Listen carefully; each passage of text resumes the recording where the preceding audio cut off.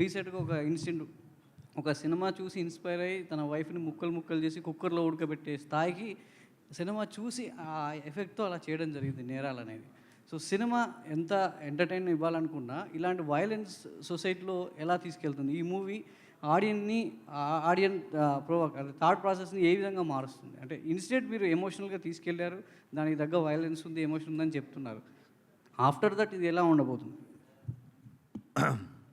మనకంటే extremely violent సినిమాలు తీసే దేశాల్లో మనకంటే చాలా తక్కువ క్రైమ్ రేట్ ఉందండి. అండ్ అది it is there on Google, మీరు చెక్ చేసుకోవచ్చు. అంటే చాలా అది దీనికి 10 వైలెంట్ సినిమాలు తీసే దేశాల్లో క్రైమ్ రేట్ మనకంటే చాలా తక్కువ ఉంది. సినిమాలు చేయవండి, అది మన బుద్ధి సరిగ్గా ఉండాలి ఏ విషయంలో అయినా సరే. అండ్ సినిమాలో మన మీరు ఓవరాల్గా నేర్చుకోవాల్సింది ఏంటి, చెడు చేసిన వాళ్ళందరూ, తప్పు చేసిన వాళ్ళందరూ are having a bad finish in the film. ధర్మం కోసం నిలబడినాడే కదా చివరికి గెలుస్తుంది. అలా అయితే అసలు సినిమా అన్నది it is obviously we have a responsibility. And ఆ రెస్పాన్సిబిలిటీ మేము అది ఎంత అప్లై చేసామనేది మీకు రేపు సినిమా చూసినప్పుడు అర్థమవుతుంది. బట్ వైలెన్స్ చూపించేస్తేనే సొసైటీ పాడైపోతుంది అనుకుంటే దెన్ మీకు there are lot of other films.